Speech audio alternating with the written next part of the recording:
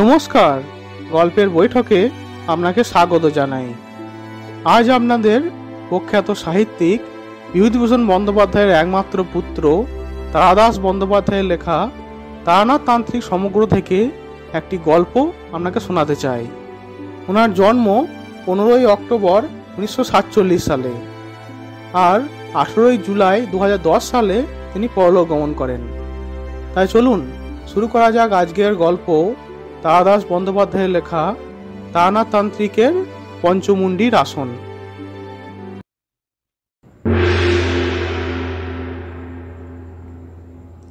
বর্ষাকালে ভূতের গল্প জমে ভালো। এই মূল কথাটি মনে রেখে সমস্ত বর্ষাকালটা আমি আর কিশোরী সেন তারানাথ জ্যোতিষীর বাড়ি হানা দিতাম।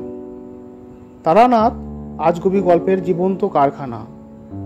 কত যে অদ্ভুত গল্প শুনেছি তার কাছে।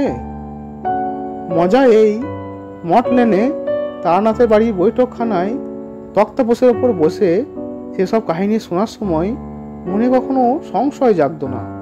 বৃষ্টির দিন, বাইরে মঠ লেন জলে ভেসে যাচ্ছে আর ভিতরে আমরা মুগ্ধ হয়ে গল্প শুনে যাচ্ছি। কিন্তু পরের দিন সকালে অফিস গিয়ে খাতায় সই করে কাজ শুরু করার সঙ্গে সঙ্গে গতদিনের বিশ্বাসের ভিত নড়ে যেত। কলেজে আইএ পড়ার সময় কোল্ডিজমের rhyme of the ancient mariner পাঠ্য ছিল। অধ্যাপক উইলিং সাসপেন্স অফ ডিসবিলিভ বলে একটা সাহিত্যিক জাদুর কথা বলেছিলেন। অপ্রাকৃতিক কাহিনী পড়ার আগে পাঠক মনকে প্রস্তুত করে নেয়, তার অবিশ্বাসকে সাময়িকভাবে মুলতবি রাখে। তারানাথের গল্প শোনার সময়ও তাই হতো। যে গল্প বলতে যাচ্ছি সেটা শুনেছিলাম বৃষ্টির দিনে, তবে বর্ষাকালে নয়, একেবারে খাস বসন্তে। সে বছর দোলের পরদিন রবিবার পড়ায় পরপর দুদিন ছুটি পাওয়া গেল। দোলের দিন বিকেল থেকে আকাশে মেঘ ঘনিয়ে এলো, রোদ্দুর মুছে গিয়ে ঠান্ডা ঠান্ডা এলোমেলো বাতাস বইতে শুরু করলো। পরদিন অর্থাৎ রবিবার সকালে ঘুম ভাঙলো মেঘের ডাকে। বেলা বাড়তে না বাড়তেই নামলো বৃষ্টি। মেসের ম্যানেজার ঘরে ঘরে জানিয়ে গেলেন, একে ছুটির দিন, ওই বৃষ্টি নেমেছে। কাজী দুপুরবেলা খিচুড়ি, মাছ ভাজা আর ডিমের বড়ার ব্যবস্থা হয়েছে। উল্লাসিত মনে জল খাবার খেয়ে অতুলবাবুর ঘরে ব্রিজ খেলতে বসে যাওয়া গেল। দুপুরে খিচুড়ি ভক্ষণ করে উঠতেই মনের মধ্যে একটা চিন্তা খেলে গেল। তারানাথের কাছে গল্প শুনতে গেলে হয় না? এমন বৃষ্টি ভেজা ছুটির দিন, আজকেই তো আজগুবি গল্প শোনার প্রকৃষ্ট সময়। বন্ধু কিশোরী সেনকে আলাদা করে ডাকতে যাওয়ার প্রয়োজন নেই। এতক্ষণে আকাশের অবস্থা দেখে সেও নিশ্চয়ই তারানাথের বাড়ি যাওয়ার সিদ্ধান্ত নিয়ে ফেলেছে। বহুদিনের অভ্যেস তো, আমাদের পরস্পরের মাথায় টনক আছে। ঘণ্টাখানিক বিশ্রাম নিয়ে বিকেল 3:30 নাগাদ বেরিয়ে পড়লাম। মঠ লেনের মুখে এসে কিশোরীর সঙ্গে দেখা। মোড়ের মাথায় পানের দোকান থেকে সে তারানাথকে দেবে বলে পাসিংশো সিগারেটের প্যাকেট কিনছে। আমাকে দেখে হেসে বলল, টনক নড়েছে তাহলে? আমিও হাসলাম। তারানাথের সামনে আমরা সিগারেট খাই না, একান্ত নেশা চাপলে আমরা উসকুস করতে থাকি। তারানাথ বুঝতে পেরে বাড়ির ভিতরে চা বানাতে বলবার অছিলায় উঠে যায়। আমি আর কিশোরী বারান্দায় দাঁড়িয়ে ধূমপান করে আসি। এখন বেশ কিছুক্ষণ নেশা চেপে রাখতে হবে। দুটো খুচরো কাঁচি সিগারেট কিনে একটা আমাকে দিয়ে কিশোরী বলল, নাও ধরাও। দোকানটায় ভালো কাশির জর্দা পাওয়া যায়। কিশোরী পাসিংশো নিয়ে নিয়েছে, আমি তারানাথের জন্য কিছুটা জর্দা নিলাম। সে পানের নেশা করে না বটে, কিন্তু ভালো জর্দা পেলে মাঝে মাঝে 2 আঙুলে করে এক চিমটি মুখে দেয়। কাঁচি সিগারেট শেষ করে আমরা এগুলাম। ঝিরঝিরে বৃষ্টির সঙ্গে এলোমেলো বাতাসের দাপটে আমাদের ছাতা উল্টে যাওয়ার জোগাড় হচ্ছে। আপাতত ঘন্টা 2-এর মধ্যে বৃষ্টি ধরবার লক্ষণ নেই। একদিক দিয়ে ভালোই হলো, গল্প চলবার সময় কেউ সে বিরক্ত করবার সম্ভাবনা কম। তারানাথের বাড়ির সামনে এসে দেখি সে বারান্দায় দাঁড়িয়ে বৃষ্টি দেখছে। আমরা হাজির হতে এসে হেসে বলল, মেঘ ঘনিয়ে এলেই আমি তোমাদের জন্য অপেক্ষা করি। তা দুজনে কি পরামর্শ করে এলে নাকি? বললাম, না, আপনার গলির মুখে এসে দেখা হয়ে গেল। বেশ বেশ, এসো। ভিজেছো নাকি? এমন কিছু নয়, ওই এমনি একটু। দাঁড়াও, গামছা দিয়েছি, গা মুখ মুছে ফেলো। ছাতা দুটো ওই কোণের দিকে মিলে রাখো। অতঃপর আমরা তারানাথের বৈঠকখানায় জমিয়ে বসলাম। আমাদের পকেট থেকে সিগারেট আর জর্দা বেরোতে তারানাথের মুখ প্রসন্ন দেখালো। আজ তাকে আলাদা করে গল্পের দাবি জানাতে হলো না। একটা পাসিং শো ধরিয়ে সে নিজেই বলল, গল্প চাই না? কিশোরী বলল, সে তো বটেই, এমনি ভিজে দিন, একেবারে গল্প শোনার ওয়েদার, গাঁজাখুরি গল্পের উপযুক্ত। শুরু করুন। তারানাথ জ্বলন্ত চোখে কিশোরীর দিকে তাকালো। আমি প্রমাদ গুনলাম। তারানাথ বলল, আবার সেই কথা? গাঁজাখুরি? আমার গল্প গাঁজাখুরি? তাহলে শুনতে আসো কেন? বাজে গল্প না শুনলেই হয়। গেল বুঝি আজকের গল্পের আসর। কিশোরীটাও এমন, বেফাস কথা না বলে পারে না। বললাম, ওর কথা শুনবেন না তো, ও সবই বিশ্বাস করে, অথচ আপনাকে চটাবার জন্য ইচ্ছে করে ওরকম বলে। জর্দা আর পাসিং শোয়ের অশেষ গুণ। সামান্য কথাতেই আজ তারানাথ গলে গেল। সে বলল, ঠিক আছে, কিন্তু কেউ একজন তার জীবনের বিচিত্র সত্য কাহিনী বলছে আর একজন তাকে বুজরুক বলে উপহাস করছে, এ মেনে নেওয়া যায় না। বাদ দিন না, ওসবও মজা করে বলছে, বরং এক কাপ চা বলুন, খেতে খেতে গল্প শোনা যাক। তারানাথ বাড়ির ভিতরে চা বানাবার কথা বলতে গেল। আমরা দুজনে বারান্দায় এসে দাঁড়ালাম সিগারেট খাবো বলে। কিশোরী সিগারেট ধরিয়ে দিয়ে বললাম, সেরেছিলে কাজ, বুড়োকে খামোকা চটাতে গেলে কেন?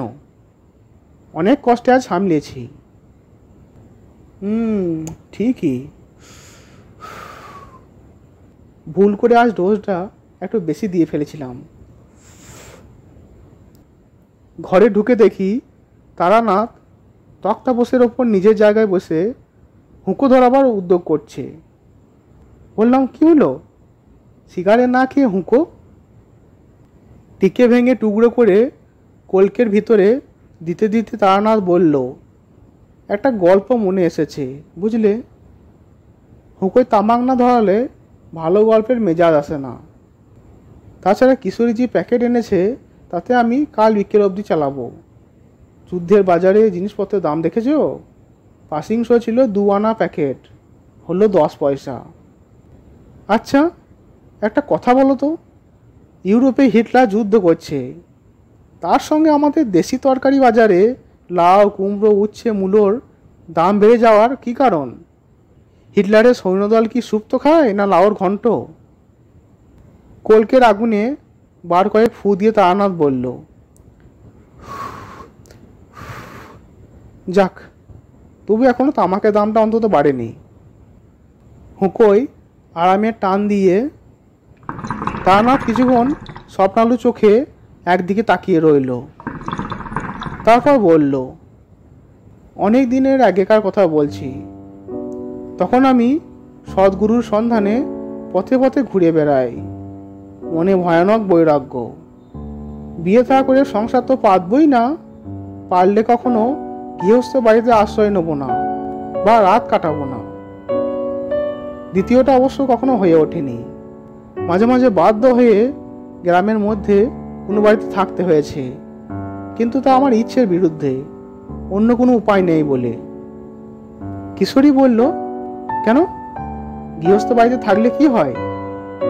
ছোঁয়াচ লাগে সংসারের, বৈরাগ্য নষ্ট হয়ে যায়।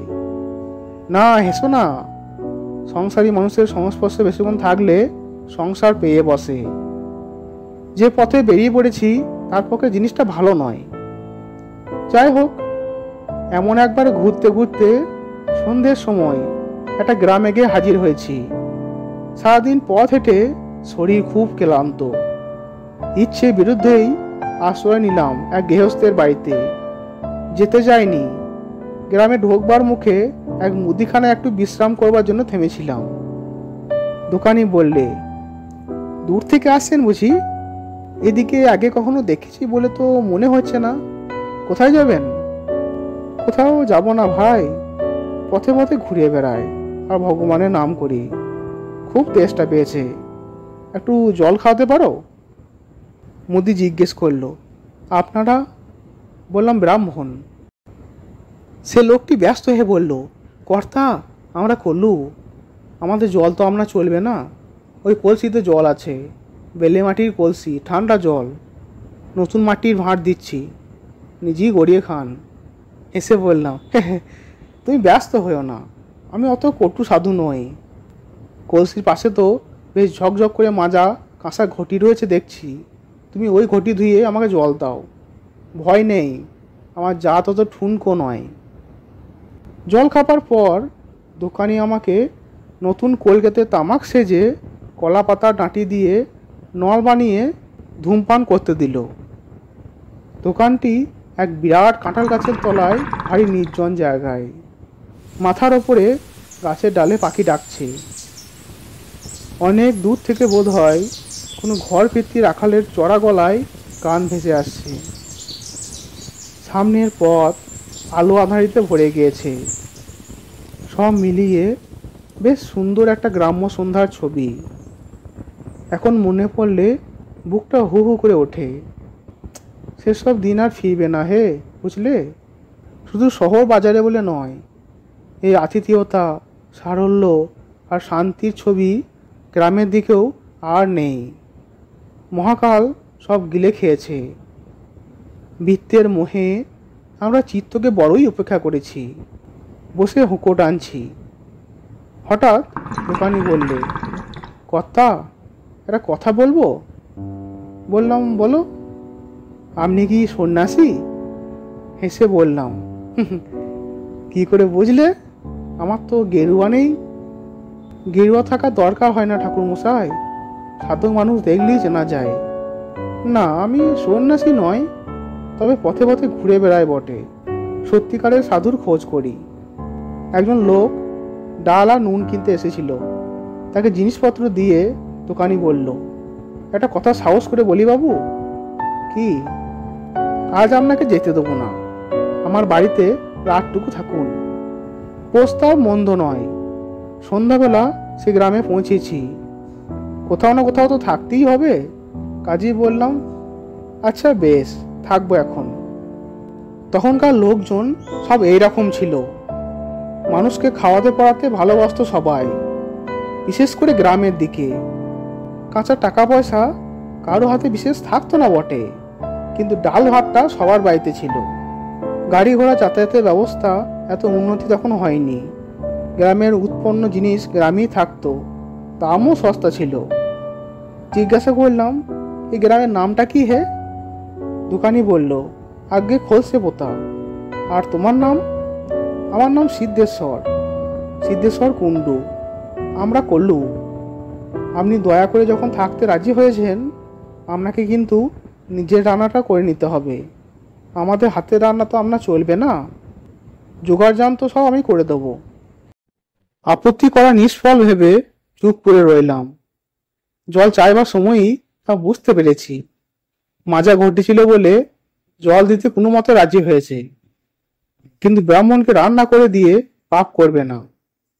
তখনকার দিনে দেশ গায়ে এসব মানামানি ব্যাপার খুব ছিল, এখনো কিছু কিছু আছে, কিন্তু আমি কোনোদিন মানতাম না, এখনো মানি না। বললাম, যা ভালো বোঝো করো, তবে আমার আপত্তি ছিল না, মনে রেখো। সিদ্ধেশ্বর বলল, আমার দোকান বন্ধ করতে আরো ঘন্টাখানে দেরি আছে কর্তা। আপনি ততক্ষণ বসে একটু মুড়ি বাতাসা খেতে খেতে গল্প করুন। তার আতিথেয়তার স্রোতে আমার আপত্তি আবার ভেসে গেল। ছোট একটা বেতের ধামিতে করে সে আমাকে আউশ ধানের মোটা লাল মুড়ি আর অনেকগুলো বাতাসা খেতে দিলে। বসে বসে মুড়ি খাচ্ছি আর তার সঙ্গে গল্প করছি। মাঝে মাঝে দু একজন খদ্দের সামান্য সৌদা করতে আসছি, তাদের কথাও শুনছি।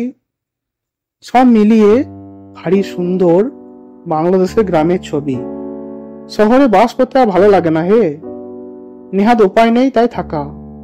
ওই যে মুড়ির কথা বললাম, কতদিন অমন লাল লাল গোল গোল মুড়ি খাই না, সে স্বাদই ছিল আলাদা। নিজেদের দেশে অনেক ভালো জিনিস আমরা হারিয়ে ফেললাম, বুঝলে। এই সময় একটা ঘটনা ঘটলো, যাতে দোকানি সিদ্ধেশ্বরকে আমার ভারী ভালো লেগে গেল। মুড়ি তখন প্রায় শেষ হয়ে এসেছে। এমন সময় একটা বাচ্চা বছর 10-এর মেয়ে এসে দাঁড়ালো। তার পরনে কম দামি মোটা একটা ডুরে শাড়ি, হাতে একখানা কাঁসার বাটি। তাকে দেখে সিদ্ধেশ্বর বলল, কিরে কমলি, কি চাই? মেয়েটি দ্বিধাজড়িত স্বরে বলল, মা পাঠালে তেল, নুন আর মটর ডাল নেওয়ার জন্য। পয়সা এনেছিস? কমলি চুপ করে দাঁড়িয়ে রইল। সিদ্ধেশ্বর আবার জিজ্ঞেস করলো, কি রে, পয়সা এনেছিস? মেয়েটি বলল, না সিধু কাকা, জানেন তো বাবা এখনো ফেরেনি। তাই মা বলল, তোর বাবা এখন কোথায়, কবে ফিরবে? কমলি বলল, বাবা কলকাতায়, মা ঠিকানা জানে না, তাই চিঠি দিতে পারছে না। আস্তে আস্তে ফেরবার পথ ধরল।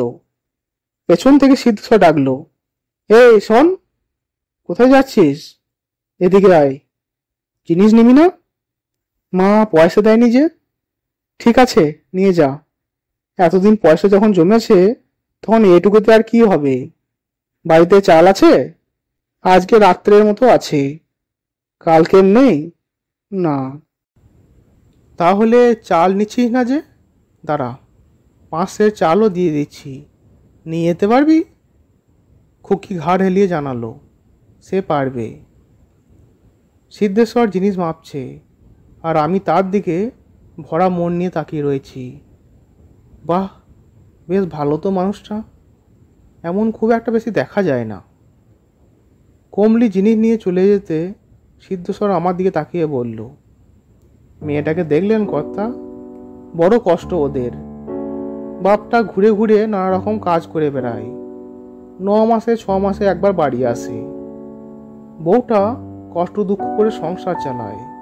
মেয়েটা খুব ভালো, মাকে সব কাজে সাহায্য করে। এইটুকু বয়স, অথচ বায়না নেই, কিচ্ছু নেই। বললাম, তুমিও ভালো লোক সিদ্ধেশ্বর, মানুষকে ভালোবাসার চেয়ে বড় ধর্ম আর নেই। গ্রামের দিকে সন্ধ্যের পরই একটু একটু করে লোক চলাচল কমে আসতে থাকে। শহরের মতো লোকজনের ভিড় বা বিজলি আলো নেই তো, কাজেই অন্ধকার নামবার কিছু পরই দোকানপাট বন্ধ হয়ে যায়। সিদ্ধেশ্বরও দোকান বন্ধ করার উদ্যোগ করতে লাগলো। প্রথমে সে পেতলের ছোট্ট ধুনুচিতে টিকে নিয়ে সমস্ত দোকান ঘরে ধুনো দিল। পবিত্র গন্ধে ভরে গেল চারদিক। একটা বোতল থেকে গঙ্গা জল নিয়ে ছিটিয়ে দিল। তারপর হাতে সামান্য গঙ্গা জল নিয়ে কাঠের গ্যাস বাক্সের ওপর বুলিয়ে নিল। ব্যাস, তার আজকের মতো বাণিজ্য শেষ। বিক্রির টাকা সঙ্গে নিয়ে দোকানে তালা লাগিয়ে সে বলল, চলুন ঠাকুরমশাই, এবার যাওয়া যাক। গ্রামে ঢুকেই পথের বাঁ দিকে একটু গাছপালা ঘেরা জায়গায় সিদ্ধেশ্বরের বাড়ি। খড়ের ছাউনি, মাটির দেওয়াল, কিন্তু খুব পরিচ্ছন্ন। বড় বড় 4-5খানা ঘর, মাঝখানে উঠোন, তুলসী মঞ্চ। উঠোনের একদিকে ছোট্ট একটা ধানের গোলা, গোলার পাশে গোয়ালে 2টো গরুও রয়েছে দেখলাম। পল্লী গ্রামে মোটামুটি সম্পূর্ণ গৃহস্থালির রূপ। বাড়িতে ঢুকেই উঠোনের প্রান্তে একখানা মাঝারি খড়ের ছাওয়া চালা, সামনে দাওয়া। বুঝলাম সেটি চণ্ডী মণ্ডপ হিসাবে ব্যবহৃত হয়। সিদ্ধেশ্বর সেখানেই আমার থাকার ব্যবস্থা করে দিল। তার বাড়ির সকলে ভারী অতিথি বৎসল। খবর পেয়ে একে একে এসে আমাকে প্রণাম করে গেল। উঠোনের পাত কুয়ো থেকে জল নিয়ে হাত মুখ ধুয়ে শান্ত হয়ে বসলাম। একটু পর সিদ্ধেশ্বরও এসে বসলো, বলল, আরো কিছুক্ষণ বাদে রান্না শুরু করলেই হবে। ততক্ষণ একটু তামাক খেয়ে নিন। ছেলেকে বলেছি নতুন হুকোয় জল ফিরিয়ে তামাক সেজে আনতে। রান্নার জন্য প্রচুর জিনিস দিল সিদ্ধেশ্বর। সরু আমন ধানের চাল, আলু, মটর ডাল, গাওয়া ঘি, বাড়ির গরুর দুধ 1 ঘটি। সব শেষে সে এনে হাজির করলো একখানা 1.5 ওজনের রুই মাছ। আমি অবাক হয়ে বললাম, আচ্ছা লোক তো তুমি, এত কি একজন মানুষ খেতে পারে? এ কি কাণ্ড! সিদ্ধেশ্বর বিনয়ী গলায় বলল, ঠাকুর মশাই, ঠিক করছি আজ আমরা আপনার প্রসাদ পাব। মাছ এক্ষুনি কুটে দেওয়া হচ্ছে। আমার ছেলের বউ বাটনা বেটে দেবে। মাছটা রান্না করুন। বাড়ির সকলের ইচ্ছে আপনার হাতের রান্না খাবে। রান্না করবার সময়ে সিদ্ধেশ্বর কাছে বসে গল্প করতে লাগলো। গ্রামের বাইরে কোথাও শিয়ালের দল ডাকছে। এখনও সে কথা মনে পড়লে বুক হু হু করে। কতদিন গ্রামে সেই রূপ দেখি না। মানুষের আসল জীবন পল্লীগ্রামেই রয়েছে, বুঝলে। শহরে কেবল জীবিকার জন্য থাকা ভালো লাগে না, তবু মেনে নিতে হয়। তামাক খাওয়া শেষ করে হাত চাপিয়ে দিলাম। পরিষ্কার কাপড় বেঁধে মটর ডাল হাতের মধ্যে ছেড়ে দিয়েছি। বাড়ির মধ্যে থেকে মেয়েরা মাছ কুটে এনে কাঁচিতে করে পাঠিয়ে দিল, সঙ্গে বাটনা। সিদ্ধেশ্বর নানা রকম গল্প করছে। চাষবাসের অবস্থা, গত বছর ভালো বৃষ্টি হয়নি, দ্রব্যমূল্য বৃদ্ধি ইত্যাদি। কিন্তু আমি লক্ষ্য করলাম এসব কথায় তার যেন ঠিক মন নেই। কোনো একটা কিছু সে যেন বলতে চায়, কিন্তু সিদ্ধান্ত নিয়ে উঠতে পারছে না। আমি শেষ পর্যন্ত নিজেই বললাম, কি ব্যাপার বলো তো সিদ্ধেশ্বর? তোমাকে দেখে মনে হচ্ছে তুমি আমাকে কিছু বলতে চাও। যদি তাই হয় তাহলে নিঃসংকোচে বলো। মনের ভেতর কোনো কথা লুকিয়ে থাকলে সেটা না বলে ফেলা পর্যন্ত মানুষের ভারী অস্বস্তি হয়। আমার কথা শুনে সিদ্ধেশ্বর যেন স্বস্তির নিঃশ্বাস ফেলে বাঁচল। সে বলল, ঠিক বলেছেন ঠাকুরমশাই। একটা জিনিস আজ কদিন হলো মনের মধ্যে খালি ঘুরপাক খাচ্ছে। কাউকে বলতেও পারছি না। কেন? কাউকে বলতে পারছো না কেন? সে এক অদ্ভুত ব্যাপার ঠাকুরমশাই। লোকে শুনলে হয়তো পাগল হয়ে যে মনে করে খেপাবে। কিছু মনে করবেন না। আজ আপনাকে এখানে নিয়ে আসার পেছনে আমার একটু স্বার্থও আছে। আপনি সাধক সন্ন্যাসী মানুষ। ভাবলাম আপনি হয়তো আমার সমস্যার একটা সুরাহা করতে পারেন। কথা বলতে বলতে হঠাৎ থেমে গিয়ে সিদ্ধেশ্বর আমার পেছন দিকে তাকিয়ে রইল। তার চোখে ভীতি ও বিস্ময় মেশানো কেমন এক দৃষ্টি। আমি একটু অবাক হয়ে একবার পেছন ফিরে তাকালাম। না, কিচ্ছু তো নেই। তাহলে কি দেখছে সিদ্ধেশ্বর? বললাম, কি হলো? কি দেখছো ওদিকে? আমার দিকে তাকিয়ে সিদ্ধেশ্বর বলল, আপনি কিছু দেখতে পেলেন না? না, কি দেখতে পাবো? কি ব্যাপার বলো তো? পরে বলছি সব। আগে আপনি রান্না বান্না সেরে খেয়ে নিন। ভেতর বাড়ির পাট চুকে গেলে আমি আপনার কাছে এসে বসবো এখন, তখন সব বলবো। কৌতূহল চেপে রেখে রান্নায় মন দিলাম। পথে পথে একা ঘুরতে হয়। রান্নাটা মন্দ শিখিনি, নিজেও খেতে ভালোবাসি। ভোজন রসিক না হলে ভালো রান্না করা যায় না। নিজের জন্য কিছু মাছ রেখে বাকিটা বাড়ির ভেতর পাঠিয়ে দিলাম। খাওয়া দাওয়ার পর এক ছিলিম তামাক সেজে বসেছি। এমন সময় সিদ্ধেশ্বর এসে কাছে বসলো। বলল, ভিতরে মেয়েরা আপনার রান্নার খুব প্রশংসা করছে ঠাকুরমশাই। কোথায় শিখলেন এমন রান্না? হেসে বললাম, পথে কাটানো জীবন শিখিয়েছে। কিছুক্ষণ তামাকে টান দিয়ে বললাম, এবার বলো কি বলবে। পাড়াগাঁয়ের রাত্রি নিঝুম হয়ে এসেছে। মৃদু হাওয়ায় কাঁপছে কেরোসিনের ডিবের শিখা। এক ধরনের রহস্যময় পরিবেশ তৈরি হয়েছে চারদিকে। সিদ্ধেশ্বর বলল, সমস্ত কিছু শুরু আজ থেকে প্রায় মাসখানেক আগে। গ্রামের হরিসভায় অহরাত্র সংকীর্তন ছিল। বাড়ির সবাই শুনতে গিয়েছে। তাদের ফিরতে বেশ রাত হবে। আমি দোকান বন্ধ করে বাড়ি এসে খাওয়া দাওয়া সেরে এই চালাটার নিচে এসে বসেছি। তখন রাত 9টা হবে।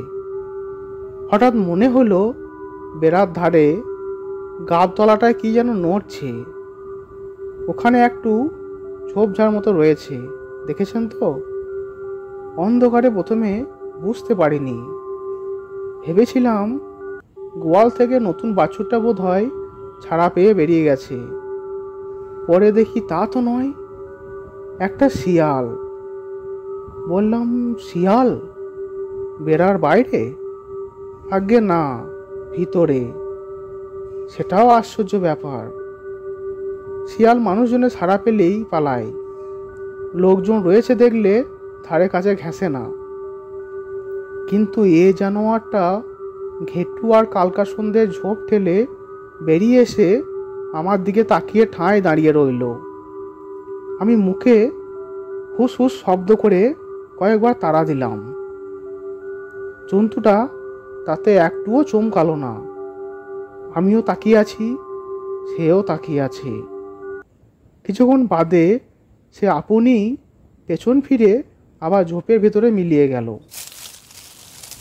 সিদ্ধেশ্বর থামকে আমি বললাম, শিয়াল সাধারণত মানুষ দেখলেই পালায় বা বাড়ির উঠানের মধ্যে ঢোকে না, কিন্তু একটা সাহসী শিয়াল তো চলে আসতেই পারে। তাতে অবাক হওয়ার কি আছে? শুধু এই নয়, আরও ব্যাপার আছে ঠাকুরমশাই। শুনুন বলছি। কেবল ওই একদিন না, শিয়ালটা পরপর 4-5 দিন এলো। তাতেও আমি ভয় পেতাম না। কিন্তু শেষ দিন একটা অদ্ভুত ঘটনা ঘটল। আগে থেকেই সেদিন কয়েকটা ঢিল জোগাড় করে হাতের কাছে রেখেছিলাম। প্রাণীটা আসতেই একটা ঢিল নিয়ে তার দিকে ছুঁড়ে মারলাম। প্রথমটা লাগলো না। দ্বিতীয়টা বললে বিশ্বাস করবেন না, শিয়ালটার শরীরের ভেতর দিয়ে সোজা গলে চলে গেল। কোনো কিছুতেই ঠেকল না। সিদ্ধেশ্বর চুপ করল। দেখলাম তার চোখ মুখে ভীতির ভাব ফুটে উঠেছে। আমিও তখন একটা অপ্রাকৃত রহস্যের গন্ধ পেয়েছি। বললাম, তুমি ভুল করনি তো? হয়তো তোমার ছোড়া ঢিল গায়ে না লেগে পাশ দিয়ে বেরিয়ে গেছে। না ঠাকুরমশাই, আমার ভুল হয়নি। আমার সব কথা শুনে নিন, তাহলে বুঝতে পারবেন। আমিও প্রথমে তাই ভেবেছিলাম, কিন্তু পরপর 2-3টে ঢিল ওই রকমভাবে শিয়ালের শরীর ফুঁড়ে বেরিয়ে যাওয়াতে আমি একটু ভয় পেয়ে গেলাম। যাই হোক, পরের দিন সকাল থেকে কাজের চাপে ব্যাপারটা আর মনে রইল না। তাছাড়া দিনের আলোয় ভয় থাকে না। পরের দিন রাত্রিতে খাওয়ার পর বেশ প্রস্তুত হয়ে বসেছিলাম যদি শিয়ালটা আবার আসে। কিন্তু না, অনেকক্ষণ বসে রইলাম। একটা সাপ ছাড়া কিছুই দেখলাম না। আমি একটু উত্তেজনার সঙ্গে বললাম, সাপ দেখলে? কি সাপ? আমার গলার স্বরে একটু অবাক হয়ে তাকালো সিদ্ধেশ্বর। বলল, কি সাপ ঠিক বলতে পারবো না ঠাকুরমশাই। জায়গাটায় তো আলো নেই, তবে বেশ মোটা। আচ্ছা, বলো তারপর কি হলো? তারপরে 3 রাত আমার কিছু দেখলাম না, কিন্তু খাওয়ার পর এইখানে বসে তাকিয়ে থাকা আমার জন্য কেমন উদ্বেগ হয়ে গেছে। বাড়িতে অবশ্য কাউকেই কিছু বলিনি। তারপর একদিন রাত্রে গাব গাছের নিচে ঝোপ জঙ্গলটা খুব জোরে জোরে নড়ে উঠল, যেন বড় ধরনের কোনো প্রাণী তার ভেতর দিয়ে আসছে। ভয় পেয়ে উঠে বাড়ির ভেতরে চলে যাবো কিনা ভাবছি, এমন সময় ভাট বনের ভেতর থেকে একটা ষাঁড় বেরিয়ে এলো। ভাবুন ঠাকুরমশাই, বাড়ি বেড়া দিয়ে ঘেরা। বেড়ার আগল আমি নিজের হাতে বন্ধ করেছি। তাহলে ষাঁড়টা ঢুকলো কোথা দিয়ে? একের মতো শিয়াল বা সাপ নয়, যে বেড়ার ফাঁক দিয়ে গলে আসবে। আমার খুব রাগ হয়ে গেল জানেন। দেওয়ালের গায়ে হেলান দিয়ে রাখা লাঠিটা নিয়ে তাড়া করতে যাব বলে উঠে দাঁড়াতেই ষাটটা পিছু উঠে ঝোপের মধ্যে মিলিয়ে গেল। সঙ্গে সঙ্গে সেখানে গিয়ে দেখি কোথাও কিছু নেই, বেড়াও ভাঙা নয়, কিচ্ছু নয়। অত বড় প্রাণীটা কি বাতাসে মিলিয়ে গেল? আমি ততক্ষণে ব্যাপারটা কিছু কিছু বুঝতে শুরু করেছি। হুগলিতে গঙ্গার ধারের এক শ্মশানে একবার এক তান্ত্রিক সন্ন্যাসী আমাকে এই ধরনের একটা ঘটনা শুনিয়েছিলেন। পরে পড়াশোনা করতে গিয়ে তন্ত্রশাস্ত্রের পুঁথিতেও এর উল্লেখ পেয়েছি। বললাম, তারপরে কুকুরটাকে কবে দেখলে? সিদ্ধেশ্বর বলল, হ্যাঁ, কুকুরটাকে এর 2 দিন পরই। হঠাৎ থেমে গিয়ে সে অবাক চোখে তাকিয়ে বলল, কিন্তু আপনি কি করে জানলেন কুকুরের কথা? সত্যি বলুন, আপনি কি কিছু বুঝতে পেরেছেন? পরে বলছি, আগে তোমার কথা শেষ করো। আর বেশি কিছু নয়, একই রকম ভাবে একদিন একটা কুকুর দেখলাম। মনটা বড় কুক আছে ঠাকুর মশাই, বিশেষ করে আজ। জানতাম সিদ্ধেশ্বর কি বলবে, তবু জিজ্ঞেস করলাম, আজ আবার কি হলো? আজ একটু আগে আপনার পেছন দিকে তাকালাম না ঠাকুর মশাই, দেখলাম সেই একই জায়গায় আবছা মতো একটা মানুষের চেহারা গাব তলায় দাঁড়িয়ে এদিকে তাকিয়ে আছে। আপনিও তো তাকালেন, কিন্তু কিছু দেখতে পেলেন না।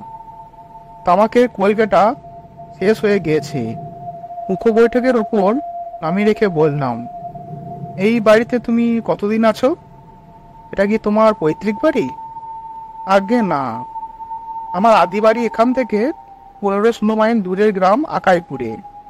আমার অবস্থা বিশেষ ভালো ছিল না ঠাকুর মশাই। শ্বশুর মশাই মারা যাওয়ার পর জমি জমা আর সম্পত্তি ভাগ হওয়ার সময় আমার বউ এই জমিটা পায়। আমি এখানে বাড়ি তৈরি করে আকাইপুরে বাস তুলে চলে আসি। তার আগে এই জমিতে কি ছিল? কিচ্ছু ছিল না, ঝোপ জঙ্গলে ভরা খালি জমি পড়েছিল। একটু চুপ করে থেকে বললাম, তোমার ভয় নেই সিদ্ধেশ্বর? এখানে একটা অদ্ভুত ব্যাপার ঘটেছে বটে, কিন্তু তাতে তোমার কোনো ক্ষতি হবে না। আমি সব ঝামেলা মিটিয়ে দিয়ে যাব, কিন্তু তার জন্য তোমার এখানে আমাকে 2-1 দিন থাকতে হবে। তোমার আপত্তি নেই তো? সিদ্ধেশ্বর হাত জোর করে বলল, আপনি কি বলছেন ঠাকুর মশাই? এ তো আমার ভাগ্য, যতদিন ইচ্ছে আপনি থাকুন। কিন্তু ব্যাপারটা কি বলুন তো?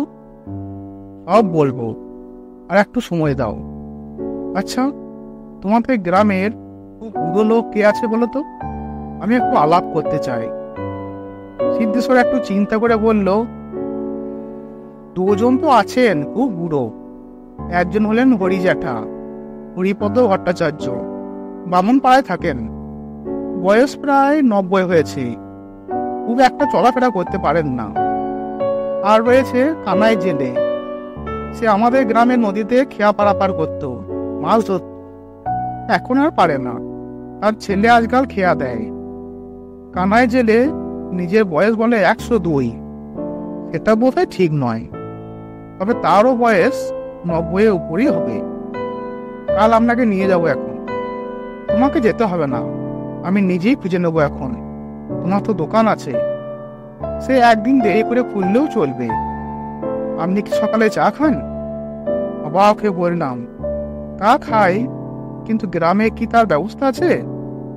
সিদ্ধেশ্বর হাসি মুখে বলল, আছে ঠাকুর মশাই, আমার অন্য কোনো বিলাসিতা নেই, কিন্তু সকালে 1 বাটি চা না হলে চলে না।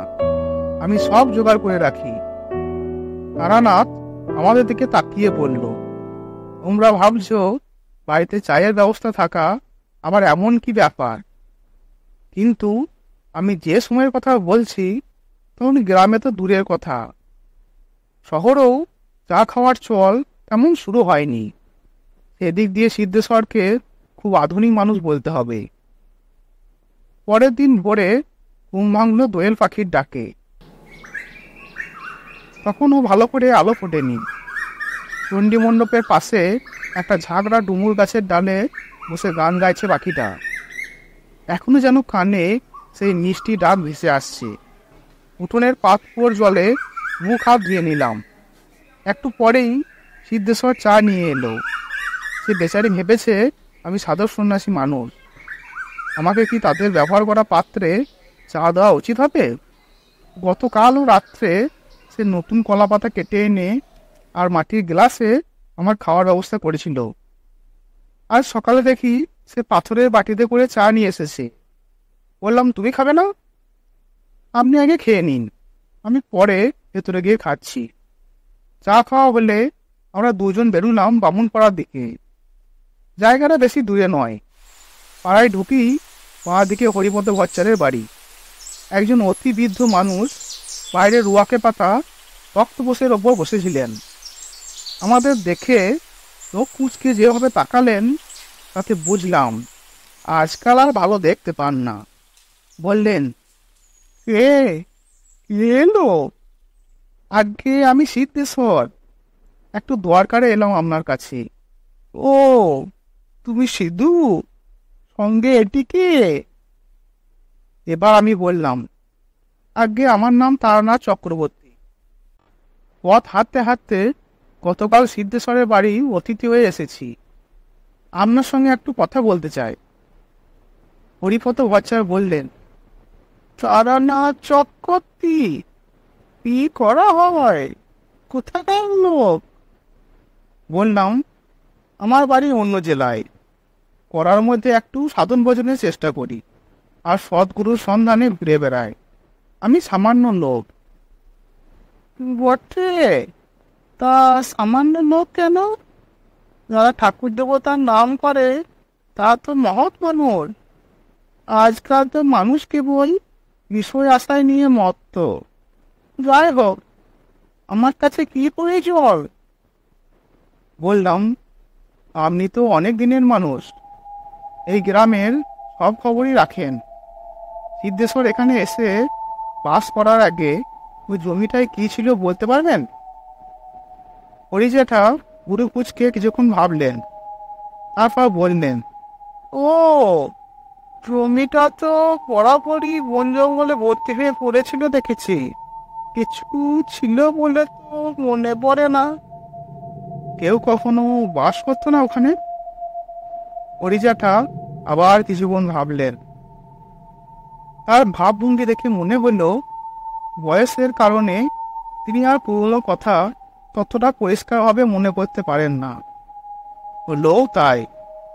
ভেবেচিন্তে তিনি বললেন, না, বেশি কিছু আর মনে পড়ছে না। তার কাছ থেকে বিদায় নিয়ে রাস্তায় এসে সিদ্ধেশ্বরকে বললাম, এবার কানা জেলের কাছে চলো। চলুন, যাচ্ছি। কিন্তু এসবের মানে কি ঠাকুরমশাই? আর একটু অপেক্ষা করো। আবজা আবজা একটা জিনিস আন্দাজ করেছি, আর একটু খোঁজ খবর করি। তারপর আজ রাত্রে তোমার সঙ্গে কথা বলবো। কানাই জেলের বাড়িটা আমাকে দেখিয়ে তুমি গিয়ে দোকান খোলো। ঠিক আছে, আমি দুপুরে তাড়াতাড়ি ফিরে আপনার রান্নার ব্যবস্থা করে দেব। কানাই জেলের কাছে সঠিক সংবাদ পাওয়া গেল। সে বোধ করি হরিজাঠার চাইতেও বুড়ো, কিন্তু তার স্মৃতি দেখলাম বেশ পরিষ্কার আছে। আলাপ হওয়ার পর জিজ্ঞেস করলাম, তোমার বয়স কত কানাইদা? 100 পড়ে গিয়ে আর 2 কি 3 হবে। হিসেব তো আর রাখিনি বাবা ঠাকুর। তবে নদীতে খেয়া পারাপারের কাজ করেছি 7 বছর। এখন বুঝে দেখো। হলো কি কানাইদা? কবে নয় তো কি, নৌকোও চালাতাম, আবার মাছও ধরতাম। আমাদের গ্রামের নদীতে কত রকম মাছ ওঠে। মৃগেল, কালবো, সরপুঁটি, বড় বড় ছোট কালো চিংড়ি পেলেও বামুনপাড়ায় গিয়ে বাড়ি বাড়ি দিয়ে আসতাম। একবার হলো কি, বুড়ো মানুষের কথা হঠাৎ থামতে যায় না। খানিক বাদে একটু ফাঁক পেয়ে জিজ্ঞেস করলাম, আচ্ছা কানাইদা, তোমার তো পুরনো কথা মনে আছে দেখছি। বলতে পারো সিদ্ধেশ্বর যেখানে বাড়ি করেছে সেখানে আগে কি ছিল? একটু দ্বিধা না করে কানাই জেলে বলল, কিচ্ছু ছিল না। ঝোপঝাড়, ভাট বোন, আর ওই গাছটা ছিল কেবল। জমিটা তো ছিল সিদ্ধেশ্বরের শ্বশুর শ্যামাচরণের। শ্যামাচরণ মারা যাওয়ার পর ওটা পায় সিদ্ধেশ্বরের বউ তরুলতা। তারাও অনেকদিন জমি কিনে রেখেছিল। এই হালে 12-13 বছর বাড়ি করে এসে রয়েছে। কেউ কখনো বাস করেনি ওখানে। না, কে আর করবে? ওই একবার কেউ একজন সন্ন্যাসী। আমি সোজা হয়ে বসলাম, বললাম, সন্ন্যাসী? কি রকম সন্ন্যাসী? বেশ ভালো সন্ন্যাসী কর্তা। নায়ের কাপড় পরা, গলায় এই মতো বিদ্যার্থের মালা, মাথায় জটের পাহাড়। সে কোথা থেকে এই গ্রামে এসে ওই জমিটার এক কোণে আসন করে কিছুদিন ছিল। কিছুদিন মানে কতদিন? একটু ভেবে কানা জেলে বলল, তা প্রায় 6 কি 7 মাস ছিল। ওখানে ত্রিশূল পুঁতে জমিদারি বসে থাকত। অন্য সাধুদের মতো নেশা ভাঙ করতো না। 6-7 মাস পরে যেমন হঠাৎ করে এসেছিল, তেমনি একদিন কোথায় যে চলে গেল এ জানে। এইসব কতদিন আগেকার কথা কানাইদা? ও, সে বহুদিন হলো। তো আমার তখন 40 বছর বয়স। তার মানে প্রায় 60 কি 62 বছর আগেকার ব্যাপার। অবশ্য কানাই জেলে যদি তার বয়স ঠিকঠাক বলে থাকে। বললাম, হিসেব ঠিক বলছো তো? ঠিক মনে আছে? আছে কর্তা।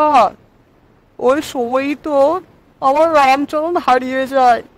খুব দুঃখ পেয়েছিলাম, তাই বলেনি। রামচরণকে? তোমার ছেলে? এসে উঠে কানা জেলে বলল, এ না না, ছেলে কেন হবে? সে ছিল আমার কুকুর।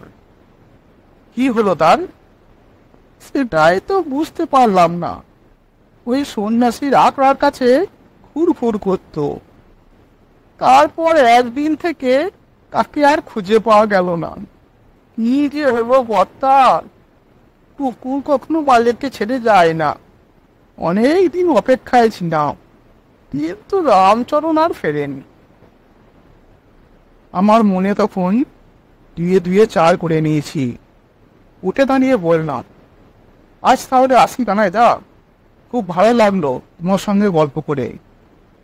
কেবল একটা কথা, ওই সন্ন্যাসী ঠাকুর যে আসন করে বসেছিল, সেটা জমির কোন জায়গায়? গাছতলাটাই কর্তা। গাছটা এখনো আছে। আচ্ছা, চলি তাহলে। আবার এদিকে এলে হয়তো দেখা হবে। সেদিন রাত্রে খাওয়া দাওয়ার পর সিদ্ধেশ্বর এসে আমার কাছে বসলো। তার চোখে অপ্রশ্ন দৃষ্টি।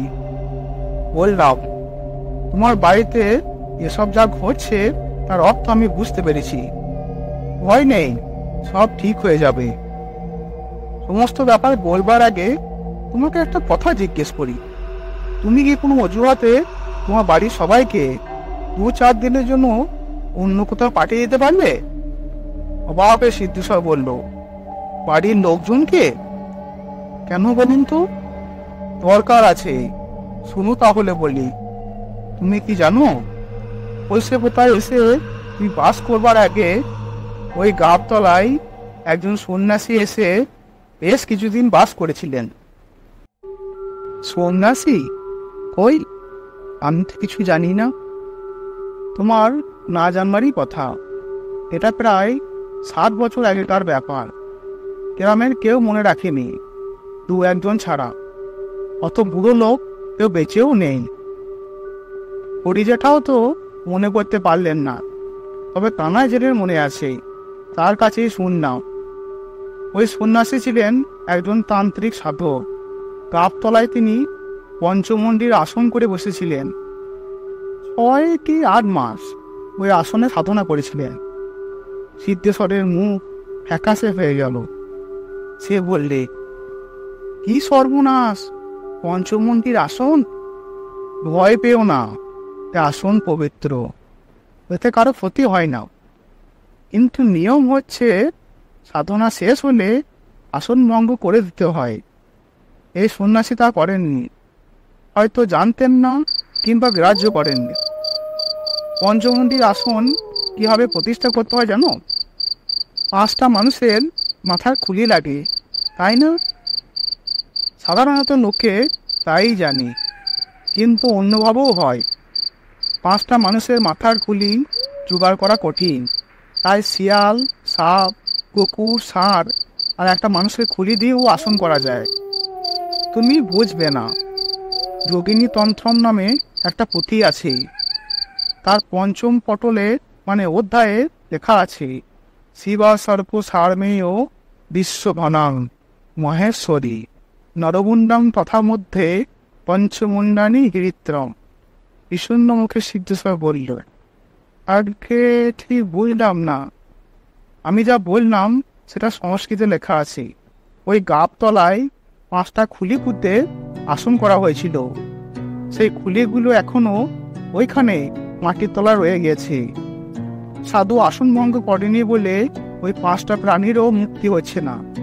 যে কোনো সাধকের পক্ষে এটা খুবই অন্যায়। নিজের সাধনা শেষ করে চলে গেল, কিন্তু জীবগুলোর মুক্তির ব্যবস্থা করে গেল না। সেই জন্য ওই প্রাণীরা তোমাকে দেখা দিয়ে তাদের করুণ অবস্থার কথা জানাচ্ছে। মাটি খুঁড়ে খুলিগুলো বের করে নদীর জলে বিসর্জন দিলে ওদের আত্মার মুক্তি হয়ে যাবে। ঈশ্বরে সিদ্ধেশ্বরের চোখ গোল গোল হয়ে উঠেছে। সে বলল, তাই যদি হবে তাহলে এরা আরো আগে দেখা দিল না কেন? আমি তো অনেক দিন এই গ্রামে বাস করছি। খুব গুরুত্বপূর্ণ এবং বুদ্ধিমানের মতো প্রশ্ন করেছে সিদ্ধেশ্বর। বললাম, ব্যাপারটা নিয়ে আমিও ভেবেছি, বুঝলে। আমার বিশ্বাস এর পেছনে তোমার ভাগ্য দেবতার হাত রয়েছে। এর আগে যদি তুমি ওদের দেখতে পেতে তাহলে কেবল ভয়ই পেতে, এসবের মানেও বুঝতে পারতে না, কোনো প্রতিকারও করতে পারতে না। তোমার বাড়িতে আমি এসে অতিথি হব এটা স্থির হয়েই ছিল। হয়তো ঈশ্বরই ঠিক করে রেখেছিলেন। তার 1 মাস আগে থেকে তুমি প্রাণীগুলোকে দেখতে শুরু করেছ। আমিও এসে পড়লাম, সব শুনলাম। এবার তাদের মুক্তির উপায় হয়ে যাবে। সিদ্ধেশ্বর বলল, তার জন্য এতদিন অপেক্ষা? এসব কে করায় ঠাকুরমশাই? একটু চুপ করে থেকে বললাম, জানি না সিদ্ধেশ্বর, তবে সেটা জানবার জন্যই তো পথে পথে ঘুরি। যাই হোক, তোমার পরিবারের সকলকে 3-4 দিনের জন্য তা পাঠিয়ে দেওয়ার ব্যবস্থা করো। মাটি খুঁড়ে ওই খুলিগুলোকে বের করে আমাদের নদীতে ফেলতে হবে। বাড়ির বাচ্চাদের বা মেয়েদের সামনে সেটা করা উচিত হবে না, তারা ভয় পেয়ে যাবে। তাতে কোনো অসুবিধা হবে না কর্তা। আমার বউ কদিন থেকেই বাপের বাড়ি যাওয়ার জন্য বায়না ধরেছে। পরশুই ওদের সেখানে পাঠিয়ে দিচ্ছি। 2 দিন পরে তার পরিবারের সকলে রওনা হয়ে গেলে সিদ্ধেশ্বর বলল, এবার কর্তা? হ্যাঁ, এসো, কাল সকালেই কাজটা করে ফেলি, দেরি করে লাভ নেই। একটা মজুর ডেকে নেবো ঠাকুরমশাই? কত মাটি কাটতে হবে কে জানে। পাগল নাকি? এক্ষুনি সারা গ্রামে ব্যাপারটা রটে যাবে। গ্রামের লোকেদের তো চেনো, তারা তোমার বসত ভিটের অপবাদ ছড়াতে শুরু করবে। যতই পরিশ্রম হোক, তোমাকেই এ কাজ করতে হবে। দরকার হলে আমিও হাত লাগাবো। না না, তার প্রয়োজন হবে না কর্তা, আমি একাই পারবো। পরের দিন সকাল থেকে সিদ্ধেশ্বর কোদাল আর নিড়ানি নিয়ে কাজে লেগে গেল, সঙ্গে আমিও রইলাম। সত্যি কথা বলতে কি, মনে একটু আশঙ্কাও হচ্ছিল, যদি আমার আন্দাজ ঠিক না হয়, যদি আমি ভুল করে থাকি। প্রথমে নিড়ানি দিয়ে সব জঙ্গল পরিষ্কার করে মাটি করা শুরু হলো। আমার আশঙ্কা অবশ্য স্থায়ী হওয়ার সুযোগ পেল না। একটু খুঁড়তেই প্রথম কুলিটা বেরিয়ে এলো কুকুরের। অকারণে বেশি শ্রম করে লাভ নেই। আসনের একটা সম্ভাব্য আকৃতি অনুমান করে সিদ্ধেশ্বরকে কাটতে বললাম। এবার বেরোলো ষাঁড়, তারপর শিয়াল আর সাপের মুন্ডু। সাপটা নিয়েই একটু ঝামেলা হলো, ছোট জিনিস, কোথায় কীভাবে ছিল কে জানে। যাই হোক, শেষ অবধি সেটা খুঁজে পাওয়া গেল। আর আসনের ঠিক মাঝখান থেকে উঠে এলো একটা নরকরটি। কাজ শেষ। সিদ্ধেশ্বরকে বললাম গর্তগুলো বুঝিয়ে দিতে। খুলিগুলোকে একটা চটের বস্তায় ভরে রাখা হলো। দাওয়া এসে বসে এক ছিলিম তামাক ধরালাম। কোদাল নিড়ানি রেখে সিদ্ধেশ্বর কাছে এসে বসে গামছা দিয়ে মুখ মুছে বলল, এবার এগুলো নিয়ে কি করা যায় কর্তা? মাঠের দিকে কোথাও নিয়ে গিয়ে পুঁতে দেবো? দূর পাগল, এক জায়গার মাটির তলা থেকে তুলে অন্য জায়গায় পুঁতে দিলে তো সেই একই ব্যাপার হবে। কেবল জায়গা বদল হবে মাত্র, বদ্ধ আত্মার মুক্তি হবে না। তাহলে ওগুলোকে থলে শুদ্ধ নদীতে গিয়ে ফেলতে হবে। তার আগে মন্ত্র পড়ে আমি জিনিসগুলোকে নিষ্ক্রিয় করে দেবো, যাতে ওই আত্মারা আর ফিরে না আসতে পারে। আচ্ছা সিদ্ধেশ্বর, কানা জেলে ছেলেকে আজ বিকেলে একটু পাওয়া যাবে? কিছুক্ষণের জন্য তার নৌকাটা আমাদের চাই। সে অসুবিধা হবে না, আমি এক্ষুনি গিয়ে বলে আসছি। বুঝলে না, করটি শুদ্ধ থলেটা নদীর পাড়ের কাছে ফেলা চলবে না। তোমাদের নদীতে খুব বেশি স্রোত খেলে না, ওটা যেখানে ফেলা হবে সেখানেই থেকে যাওয়ার সম্ভাবনা বেশি। অন্তত কয়েকদিন তো থাকবে বটেই। স্নান করতে নামলে লোকের পায়ে লাগবে, নানা রকম কথা রটবে। গ্রামের দু একজন আজ আমাদের খোঁড়াখুড়ি করতে দেখেছি। কে কোথা দিয়ে কি আন্দাজ করে তার ঠিক কি? তার চাইতে নৌকো করে ঘাট থেকে কিছু দূরে গিয়ে নদীর মাঝখানে বিসর্জন দেওয়াটাই ভালো। কানাই জেলের ছেলে যে দেখবে, তাকে আমি বলবো আজ তোমাদের বাড়ি আমি সস্তায়ন করেছি, সেই পুজোর জিনিসপত্র ফেলা হলো। থলে না ফেলে আলাদা কাপড়ে জড়িয়ে নেবো এখন। সিদ্ধেশ্বর নৌকো ঠিক করে এলো। তাকে বললাম, আজ আমরা রান্না করব না। চিড়ে দই কলা আর সন্দেশ পাওয়া যাবে তো? খুব খুব পাওয়া যাবে, আমি এক্ষুনি নিয়ে আসছি। দাঁড়াও, আগে যেও না, ওই পথে আর একটা কাজ করে এসো। কমলিদের সঙ্গে তোমার সম্পর্ক কি রকম? তুমি কোনো অনুরোধ করলে রাখবে? সিদ্ধেশ্বর একটু অবাক হয়ে বলল, কমলি আমাদের গ্রামের, যাকে সেদিন আমার দোকানে দেখেছেন? খুব ভালো সম্পর্ক। ওর বাবা বাড়ি না থাকলে আমি ওদের দেখাশোনা করি বলে কমলির মা আমাকে খুব মানে। কেন কর্তা? কমলির মাকে বলে এসো আজ বিকেলে অল্প কিছুক্ষণের জন্য যেন মেয়েকে পাঠিয়ে দেয়। বলো যে দুপুরে তোমার বাড়িতে একটা পুজো হয়েছে, তার জিনিসপত্র কোনো বাচ্চা মেয়েকে দিয়ে নদীতে ফেলতে হবে, তাই ওকে একটু চাই। আমাদের দিকে তাকিয়ে তারানাথ বলল, বদ্ধ জীবাত্মাকে মুক্তি দেওয়া মহাপুণ্যকর্ম, যে করে তার সব দিক দিয়ে খুব উন্নতি হয়। তাই ভাবলাম কমলিদের অবস্থা খুব খারাপ যাচ্ছে, দেখি না যদি কিছু মঙ্গল হয়। কমলির মা সরলা গৃহবধূ, সে কোনো প্রশ্ন না তুলে মেয়েকে পাঠিয়ে দিল। নৌকো ছিল গ্রামের ঘাটে বাঁধা। সবাই মিলে নৌকোয় উঠলাম। চারদিকে বিকালের শান্ত পরিবেশ, নদীর জলে সামান্য স্রোতের টান। গ্রাম থেকে আধ মাইলটা এসে আমার নির্দেশ মতো কমলি কাপড়ের পুটলিটা জলে ফেলে দিল। মনে মনে বললাম, পুণ্যের কাজ করলে সুখী হও মেয়ে। পরের দিনই আমি আমার পথে বেরিয়ে পড়ি। বহুদিন আর খোঁজসাবতা বা সিদ্ধেশ্বরের খবর রাখতাম না। 8-10 বছর পরে একবার বড় বাজারের পথে সিদ্ধেশ্বরের সঙ্গে দেখা। সে ব্যবসায় খুব উন্নতি করেছে, বড় গোলদারি দোকান করেছে গঞ্জের বাজারে। আমাকে প্রণাম করে বলল, সব আপনার দয়া। আর কোনোদিন কোনো কিছু দেখিনি ঠাকুর মশাই। বললাম, কমলি কেমন আছে, তার কি খবর? সিদ্ধেশ্বর বলল, কমলির খবর খুব ভালো বার্তা। তার বাবা এখন একটা ব্যবসা করে, ভালো রোজগার। দেখতে দেখতে কেমন করে যেন উন্নতি করে ফেললো। কমলির বিয়ে হয়ে গেছে, পাত্র খুব ভালো, কমলি সুখে আছে। আজকের গল্প এখানেই শেষ হলো।